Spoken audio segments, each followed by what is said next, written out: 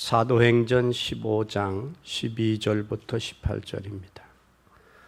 온 무리가 가만히 있어 바나바와 바울이 하나님이 자기들로 말미암아 이방인 중에서 행하신 표적과 기사 고하는 것을 듣더니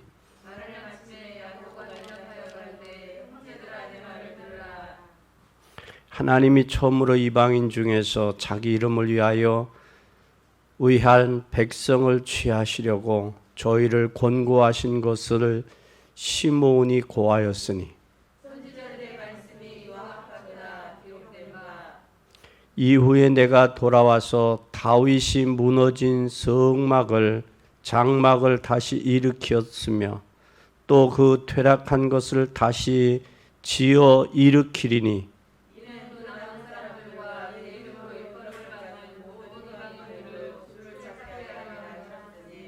즉 예로부터 이것을 알라 하시는 주의 말씀이라 함과 같으니라.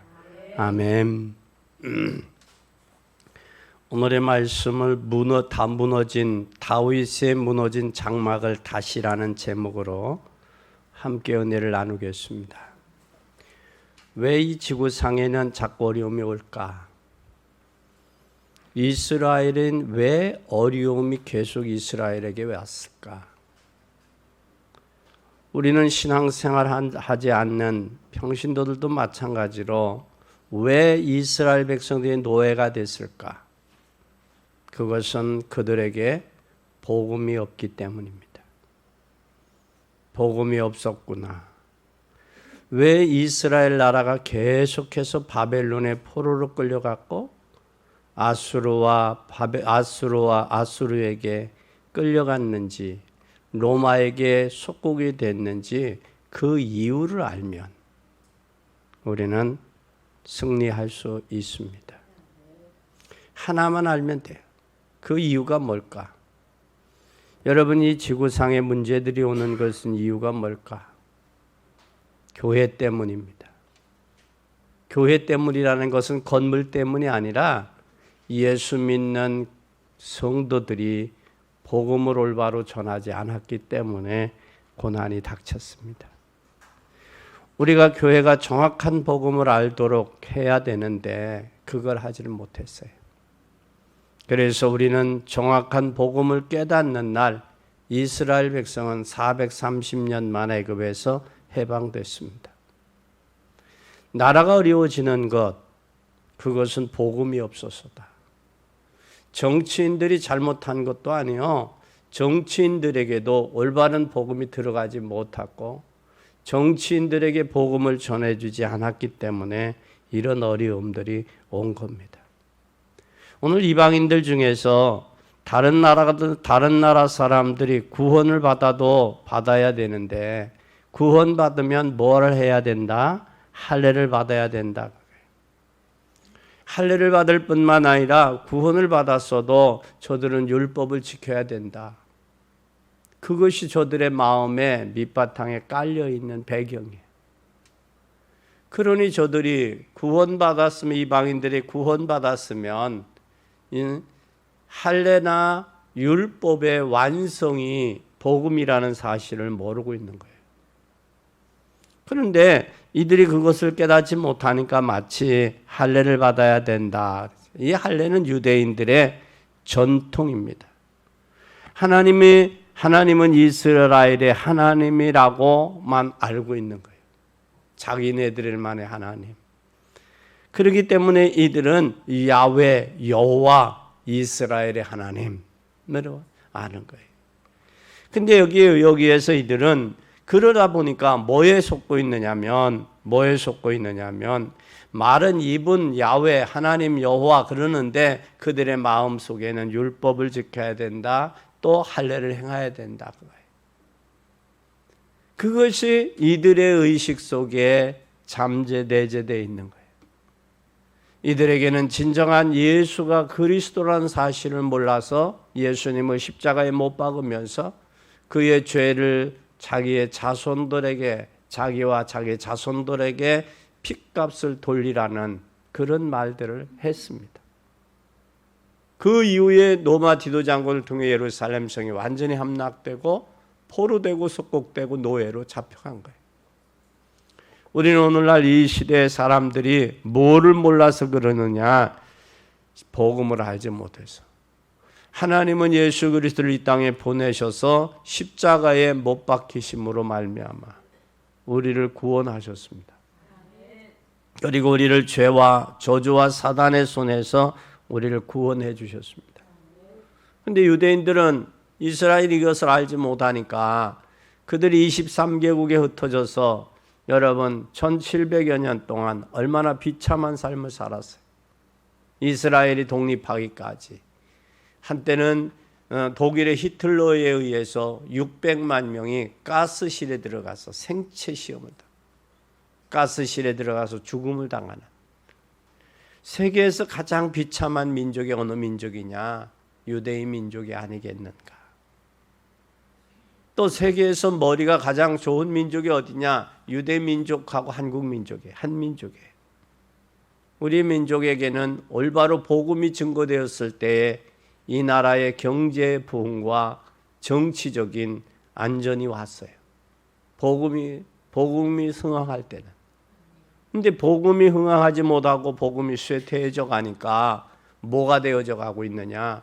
고난과 재앙이 몰려 닥치고 있다는 사실이에요. 우리는 복음을 회복하는 복된 여러분이 되기를 예수님의 이름으로 간절히 축원합니다. 예수님의 십자가의 피 흘림은 저와 여러분을 구원하기 위함이었어요. 그런데 이 말을 듣고 야고보 사도가 일어나서 하나님의 말씀이 성취될 것을 지금 이야기하고 있는 거예요. 본문에 성취된 것을 이야기할 뿐만 아니라 야고보 사도가 그것을 쭉 듣던 중에 바울과 바나바가 이야기를 듣고 난 뒤에 한 얘기가 오늘 본문이에요. 왜 하필이면 다윗일까? 다윗은 이스라엘의 왕 중에 최고의 왕이에요. 그렇기 때문에 여기 오늘 본문에 다윗의 무너진 장막을 다시 일으켜 세우자. 그래서 다윗을 오늘 증거하고 있음을 기억하시기 바랍니다. 이 다윗의 무너진 장막을 다시 세운다는 말의 뜻은 뭐냐? 이것은 중요한 언약을 붙잡자. 언약을 붙잡아. 또 복음의 증거를 우리가 붙잡자. 그래서 무너진 장막, 다윗의 무너진 장막을 다시 이렇게 세우는 것은 우리가 다윗을 통해서 증거되었던 그 복음, 그 하나님 붙잡고 그 언약의 약속을 붙잡고 이제는 복음의 증거 붙잡고 우리가 살려야 되겠어요. 첫째는 우리가 복음 안에 진정한 뭐를 발견해야 된다? 나를 발견해야 돼. 복음 안에 있는 나. 복음 전에 예수 그리스도를 믿기 전에 나와 복음을 받은 나는 뭐 해야 돼요? 변해 있어야 돼요. 변해 있고 발전돼 있어야 돼요. 정도. 그런데 오늘 여기에서 기억할 것은 뭐냐? 나를 발견해야 된다는 거예요. 나를 발견하지 않으면 안 돼요. 우리는 나를 발견하는데 귀하게 쓰임받는 여러분 되기를 바랍니다. 나를 발견한 사람이 누구냐? 복음만 찾는 것이 아니라 복음 안에서 나를 찾는 거예요. 그러면 우리 렘넌트 7명을 우리가 쉽게 이야기할 수 있어요. 그 7명 중에 아브라함, 이삭, 야곱, 솔직히 이들은 자기를 늦게 찾은 사람들이에요. 아브라함, 이삭, 야곱은 늦게 찾았어요. 근데 요셉과 다윗은 일찍 찾았어요. 어려서 찾았어요. 그러니까 어려서 찾느냐, 늦게 찾느냐, 일찍 찾아서 인생을 주님과 더불어 위드와 임마누엘과 원내서 하느냐, 아니면 늦게 고생하다가 늦게 발견하느냐, 여기에 차이는 엄청나요. 우리 렘넌트들은 고생하지 말고 부모님들을 통해 전달되어진 이 복음이 올바로 발견되어서 여러분 자신만 사는 게 아니라 가정과 가문을 살리는 그런 역사와 축복이 있기를 바랍니다. 이것을 누구가 원하느냐? 하나님이 원하세요. 뭐를 찾기를? 나를 찾기를. 복음 안에 있는 나. 복음 안에 있는 나. 복음 밖에 있는 내가 아니라 복음 안에 있는 나. 복음 안에 있는 나는 새로운 피조물이에요. 복음 안에 있는 나는 주님과 나와 함께하는 위드하는 하나님. 이 위드가 되면 뭐가 되어지느냐? 임마누엘이 돼요. 임마누엘이 되어질 때에 인생 살아가는 여정 하나하나 구비구비마다 복음의 흔적의 자취들이 남는다는 사실이에요. 복음의 흔적의 자취들만 남을 것이 아니라 거기에서 뭐냐? 하나님이 원하시는 것을 알게 된 사람, 그게 천명을 발견한 사람의 삶이에요. 여러분, 천명을 발견하면 뭐가 되겠어요? 거기서 사명을 깨닫고 소명을 이루어 가요.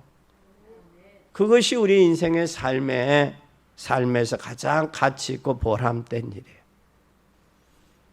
여러분들이 일찍이 복음 안에서 나를 발견할 수 있기를 바랍니다. 그래서 가정도 아이들도 보면 넌 미래 장래 꿈이 뭐냐?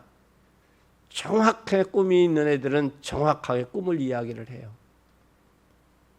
그러나 정확한 꿈이 없는 아이들은 나이 먹어서 그때 가서는 늦어요.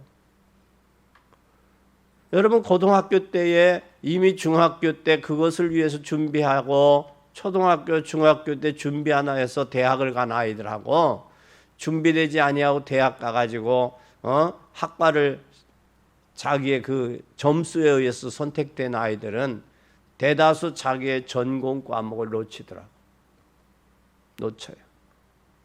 놓치면 그에게 또 다시 나가서 하니까 방황할 수밖에 없어요. 준비된 사람은 여유가 있어요. 준비되지 않은 사람은 서두르고 쫓기고 불안해요.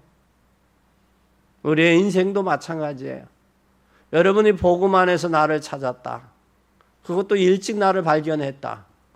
그러면 그 안에서 하나님이 원하는 것이다. 이게 천명이다 라는 사실을 깨달으면 그 삶은 발걸음이 가벼운 거예요. 그런 마음에 기쁨이 있고 감사가 있어요. 그리고 행복해요. 그러나 이것을 일찍 발견하지 못한 사람은 마음이 자체가 불안한 거예요. 불안한 거예요. 여러분, 복음 안에서 여러분을 찾기를 바랍니다. 여러분을 찾아야 여러분 자녀들에게 전달될 수 있어요. 전달하는 복된 여러분이 되기를 바랍니다. 두 번째는 복음 안에서 진정한 삶을 찾아야 돼요. 어떤 삶을 찾아야 될 것이냐? 다윗의 오늘 예를 들어서 다윗의 무너진 장막을 다시 했으니 다윗의 예를 들어서 한번 생각해 보겠습니다. 시편 78편 70절에서 72절에 보면 다윗은 어릴 때부터 많은 책을 읽었어요. 그래서 그는 다윗 시편 78편에 그 종 다윗을 택하시되 어디에서? 양의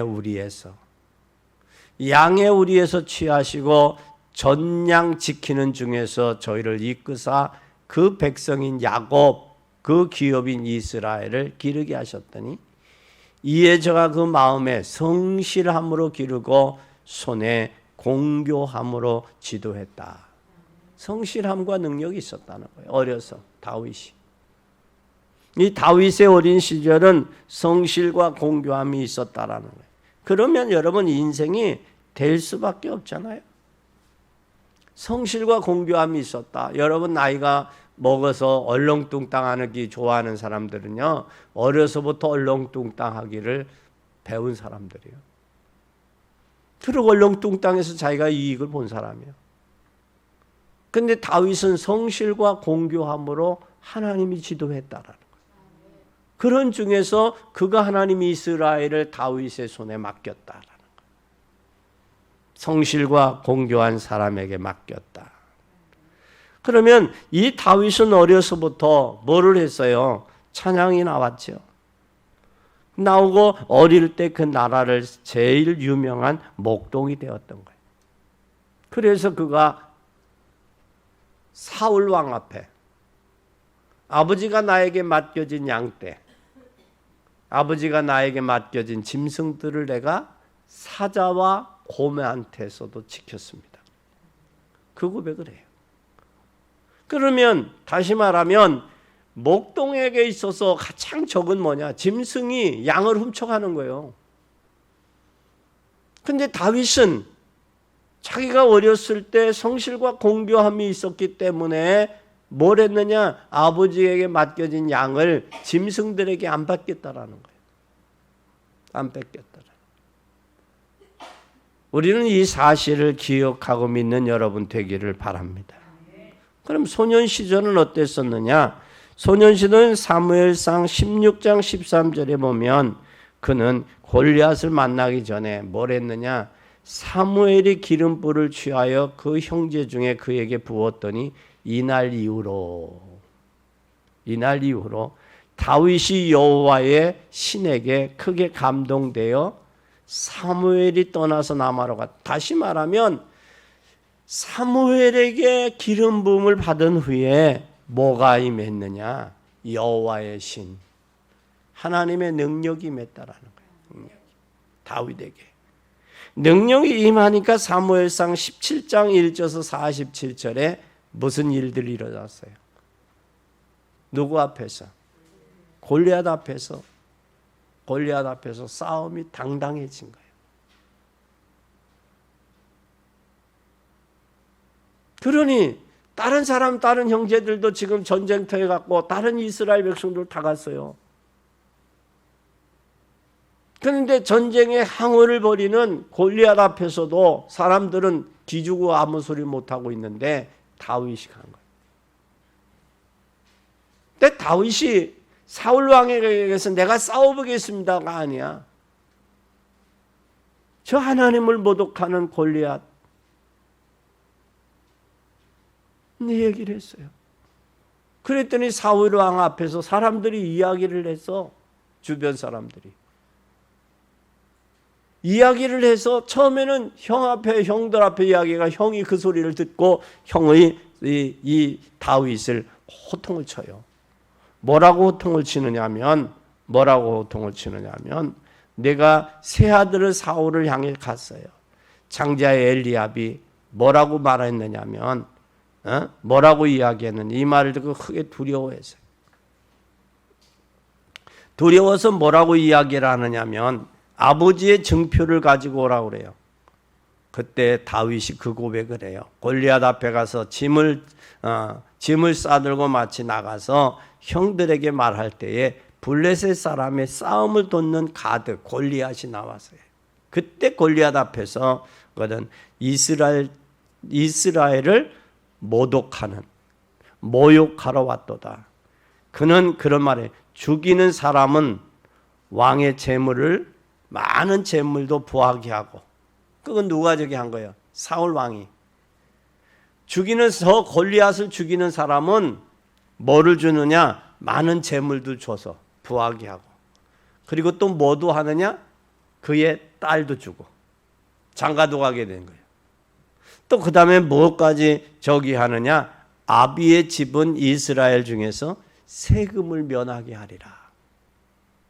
아버지는 세금을 면해주고 또 그 전쟁에서 이기는 사람은 이기게 해서 골리앗을 물리치는 사람은 돈도 주고 또 누구도 주고 딸도 주고 그런 이스라엘 왕 사울 왕이 얼마나 다급했으면 자기의 딸도 주고 돈도 주고 자기 아버지의 세금까지 면해주겠다고 그러겠냐고. 그런데 여기에서 다윗은 뭐라고 했느냐? 그날 이후 다윗이 골리앗 앞에 왕이 된 것은 여호와의 신이 크게 임했어요. 임한 이후에 갔어요. 그러니까 성령이 임하고 성령이 임한 후에 골리앗 앞에 서니까 하나님을 모독한단 말이야. 그러니 여태까지 자기가 성실과 공교함으로 자기 아버지의 양떼들, 자기 아버지의 짐승들을 돌보았는데 돌봤던 다윗에게 들을 때는 이건 하나님을 모독한단 말이에요. 그러면 여기까지 자기가 아버지로 인하여 지키었던 자기의 양떼들을 지키기 위해서 곰도 사자도 꺾고 이겼는데, 그러면 저 골리앗은 곰과 사자만 같이 본 거예요. 동급으로 본 거예요. 다윗에게는. 근데 이스라엘 백성들은 뭘로 봤어요? 골리앗을 큰 키도 크고 장대한 장군으로 본 거예요. 그러니까 기죽은 거예요. 그래서 다윗이 결국은 골리앗을, 너는 창과 단검으로 나왔지만 나는 네가 모독하는 만군의 여호와 이름으로 나왔다. 그래서 사무엘상 17장 39절에 6절에 그래요. 주의 종이 사자와 곰도 쳤은즉 살아계신 하나님의 군대를 모독한 이 할례받지 못하는 블레셋 사람이니까 그가 짐승의 하나와 같이 되리이다. 그래. 이게 다윗의 고백이에요. 고백대로 되잖아요. 네? 그러면서 뭐라고 고백을 하냐? 돌 5을. 이때 사울 왕 앞에 가니까 사울이 뭐라고 하냐? 갑옷을 입혀요. 여기에 잘 보 38절에 보니까 자기 군복을 다윗에게 입혀, 사울 왕이. 그리고 노트구도 머리에 씌워. 그리고 갑옷도 입혀. 그리고 다윗이 칼을 군복 위에 차고 익숙치 못함으로 시험적으로 걸어보다가 사울에게 말하되 익숙치 못하니 내가 입고 가지 않겠습니다 하고 벗어. 그러면 이때 다윗의 나이가 어렸다는 것을 알 수 있어요. 막내기 때문에. 형들은 전쟁터에 갔고 다윗은 아버지 이새의 심부름으로 지금 전쟁터에 간 거예요. 가는데 그냥 가지 아니하고 뭐를 했냐? 천부장에게는 뭘 가져가느냐? 천부장에게는 내 형들에게 안부를 살피고 증표를 가지고 와라. 그래, 증표를. 그래서 천부장에게는 뭐를 저게? 형들에게는 볶은 곡식 에바 10덩어리를 가지고 갔고, 또 그의 제사장 천부장에게는 치즈 한 덩이를 가지고 가서 인사하고 형들의 안부를 묻고 증표를 가지려고 한 거예요.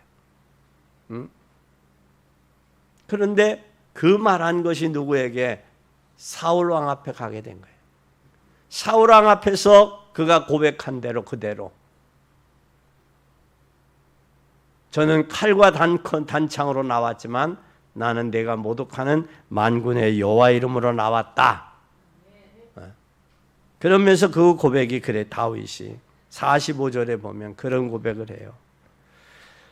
다윗이 블레셋 사람에게 이르되 너는 칼과 단창으로 내게 나오거늘 나는 만군의 여호와 이름으로 곧 내가 모욕하는 이스라엘의 군대 하나님의 이름으로 내게 나왔다. 오늘 여호와께서 너를 내 손에 넘기시니 내가 너를 쳐서 내 목을 베고 블레셋 군대의 시체를 오늘 공중에 새와 땅의 들짐승들에게 주어 온 땅에 이스라엘 하나님이 계신 줄을 알게 하리라. 그러면 47절에 또 여호와의 구원하심이 칼과 창에 있지 아니함을 이 무리로 알게 하리라. 전쟁은 여호와께 속한 것인즉 그가 너희를 우리의 손에 넘기시리라. 그 고백을 하는 거예요. 이게 어느 시절이에요? 이때가 청소년 시절이에요. 그만큼 청소년 시절에 용맹했다는 거예요. 청소년 시절에 이미 사무엘 선지자에게 기름을 부어서 이미 왕으로서 국민들 앞에, 백성들 앞에, 전쟁터의 백성들 앞에 인정받는 그 기회예요. 그뿐만 아니라 또한 청년 시절에 시편 5편 3절에는 그런 고백을 합니다. 무슨 고백을 하느냐면 아침에 여호와여 아침에 주께서 나의 소리를 들으시리니 아침에 내가 주께 기도하고 바라리이다. 아침에. 그리고 또 시편 17편 3절에 주께서 내 마음을 시험하시고 밤에 나를 권고하시며 나를 감찰하셨으니 흠을 짜지 못하셨사오니 내가 결심하고 입으로 범죄치 아니하리이다. 다윗의 마음의 중심이 하나님 앞에 기도하면서, 또 시편 23편에 보면 여호와는 나의 목자시니 내게 부족함이 없다. 그 고백을 하는 그 다윗의 모습을 우리는 볼 수 있어요. 그렇다면 어려움이 왔지만 이 어려울 때 그때 나라를 살릴 준비를 하고 있었다는 거예요. 아침에 기도하지요. 밤에도 하나님 자기를 살피며 기도하지요. 그리고 그가 힘들고 어려울 때 사울 왕에게 쫓겨다닐 때 그가 고백했던 고백이 시편 23편입니다. 또 임금 시절이 됐어요. 임금 시절에. 그 임금 시절의 역대상 29장 10절에서 14절에 보면 그가 그런 고백을 해요. 온 회중 앞에 여호와를 송축하여 가로되 우리 조상 이스라엘의 하나님 여호와여 주는 영원히 송축을 받으시옵소서. 여호와여 광대하심과 권능과 영광과 이김과 위엄이 다 주께 속하여 싸우니 천지에 있는 것이 다 주의 것이로소이다. 여호와여 주권도 주께 속하여 싸우니 주는 높으사 만유의 머리이심이다. 부와 기가 주께로 말미암고 또 만물의 주제가 되사 손에 권세와 능력이 싸우니 모든 자를 크게 하심과, 따라서 크게 하심과 강하게 하심과 주의 손에 있다. 사람을 크게 하느냐 강하게 하느냐 부하게 하느냐 이기게 하느냐 모든 영광과 권능이 주의 손에 있다. 우리는 이 다윗처럼 하나님의 주권을 인정할 때 우리 인생의 삶이 좀 달라지지 않을까요? 그렇죠? 하나님의 주권을 인정하면 달라질 수 있어요. 달라집니다. 우리가 왜 정치인들을 많이들 욕을 해요? 욕하는 이유는 정치인들에게 그만큼 기대가 컸다는 얘기예요. 기대가 컸는데 기대에 미치지 못하니까 정치인들에게 욕하고 정치인들을 우리가 비난하는 거예요. 우리가 하나님의 주권을 인정하고 하나님께 내 인생의 모든 삶의 여정이 하나님의 주권 아래 있다라는 사실을 안다면 좀 달라질 수 있어요. 그래서 그가 고백을 합니다. 뭐라고 고백하느냐? 모든 자를 크게 하심과 강하게 하심이 주의 손에 있는데 우리 하나님이여 이제 우리가 주께 감사하고 중하여 주의 영화로운 이름을 찬양하는 것은 나와 나의 백성이 무엇이니 즐거운 마음으로 드릴 힘이 있냐? 힘이 있어도 즐거운 마음으로 드릴 수 있는 이 마음이 없으면 못 드리는 거예요. 그런데 힘이 없어도 드릴 마음이 있으면 드릴 수 있는 거예요. 그러니까 하나님은 뭘 다윗은 고백을 하느냐면 드릴 수 있는 힘도 또 즐거움으로 드릴 수 있는 마음도 누구로부터 왔다? 하나님으로부터 왔다. 하나님으로부터 왔다. 그러니까 사람의 마음을 움직이는 분 누구냐? 하나님이라. 성령이 사도행전 16장 16절에 보면 16절에서 보면 누디아의 마음을 누가 여셨냐? 주께서 여셨게. 주께서. 우리의 자녀들의 마음도 굳게 닫힌 마음도 누가 여시냐? 주님이 여시면 돼요. 포기하기는 아직 일러요. 포기하기는 주님이 여시면 되는 거예요. 그러면 내가 주님과 더불어 마음이 소통돼 있으면 그 소통된 자를 통해서 자녀의 마음도 하나님이 여신다는 사실이에요. 그러면서 모든 것이 주께로 말미암아 싸우니 우리가 주의 손에서 받은 것을 주께 드렸을 뿐입니다. 주의 손에서 받은 것을 주님께 드렸을 뿐이다. 근데 우리는 내 걸 내가 드렸다, 내 걸 드렸다라고 생각할 때 우리는 뭐가 생겨요? 교만이 생겨요. 알아주지 아니하면 교만한 거예요. 서운한 거예요.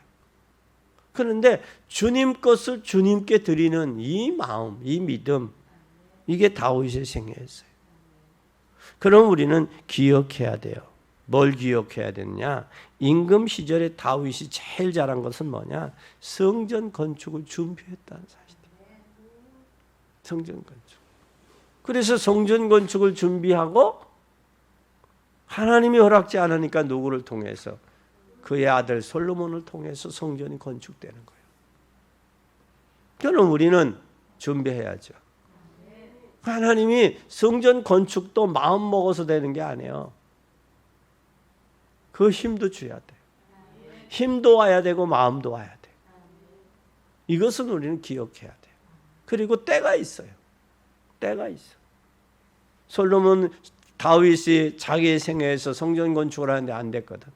근데 하나님 때가 되니까 솔로몬 왕을 통해서 성전을 건축하는데 하나님이 주변 사람들의 마음을 뭐예요? 움직여요. 그러니까 스바 여왕을 통해서 뭐가 레바논의 백향목들이 오는 거예요. 금패물, 은패물이 와서 하는 거예요. 근데 우리는 마음을 주님께 향할 때 그들의 마음을 열어주지, 우리가 주님을 향해서 이 다윗 왕처럼 마음을 열고 하나님의 주권을 인정하지 아니할 때 주변에서 열어서 오지는 않아요. 먼저 우리들이 복음으로 하나 되고 마음이 주님을 향해 있을 때 주변에서 움직여서 오는 거예요. 그것도 누가 움직이느냐? 하나님이 움직이는 거예요. 하나님. 우리는 기억해야 돼요. 그래서 세 번째 우리는 복음 안에서 뭘 찾자? 미래를 찾자. 여러분 키엘 케골이 가장 이야기한 게 절망은 죽음에 이르는 병이라고 그랬어요. 그러니까 사람이 병이 들면 희망이 있어야 돼요. 근데 병이 들었는데 절망한다. 그럼 죽는 거예요. 죽는 거예요. 희망을 가져야 돼요. 희망을. 그래서 오늘 다윗은 뭘 했느냐? 복음 안에서 나를 찾아. 사무엘상 16장 이날 이후로 여호와의 신에 크게 뭐했다? 감동했다. 감동했다. 이날 이후로. 그리고 사무엘상 17장에 보면 다윗이 왕이 된 것을 알고 골리앗 앞에 선 거예요. 그러면 다윗이 이 골리앗 앞에 선 것은 누구요? 하나님 앞에 이미 사무엘 선지자를 통해서 기름 부었잖아요. 16장에. 그렇죠? 근데 골리앗하고 전쟁은 몇 장이에요? 17장이지. 그 이후죠. 이후 사건이죠. 잘 보세요. 사무엘 선지자를 통해서 기름 부음을 받고 나서 갔어요. 그럼 인간 같으면 보내겠어요? 안 보내겠어요? 이새가 자기 아버지가 지금 사무엘 선지자처럼 기름 부음을 받았다고. 근데 보내겠냐고. 가서 전쟁터에 가서 확인하고 증표를 가지고 오라. 그런데 그 속에 누가 역사했어요? 성령의 역사.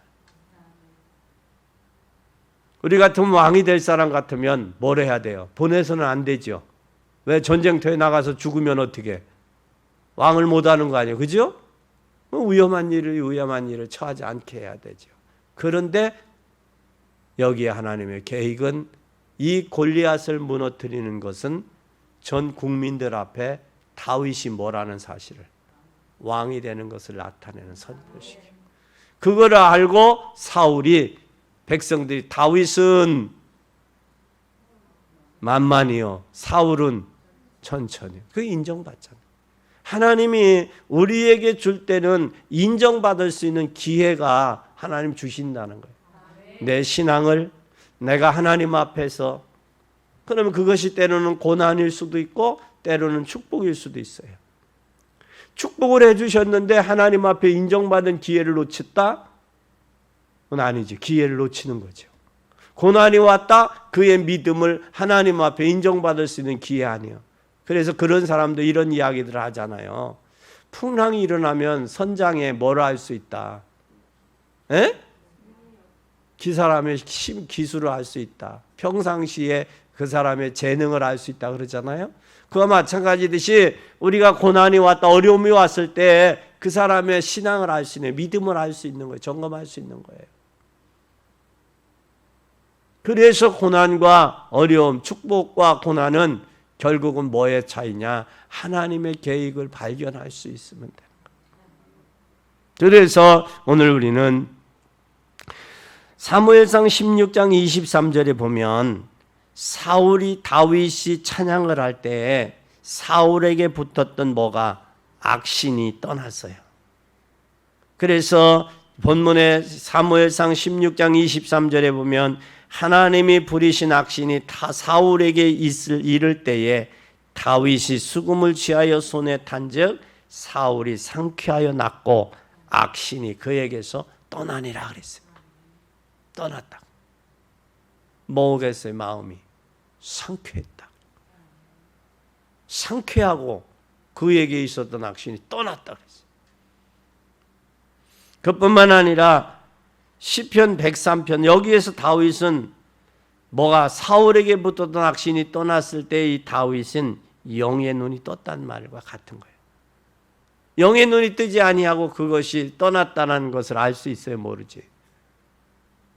그리고 시편 103편 20절에서 22절에 보면 뭐라고 말씀하고 있어요?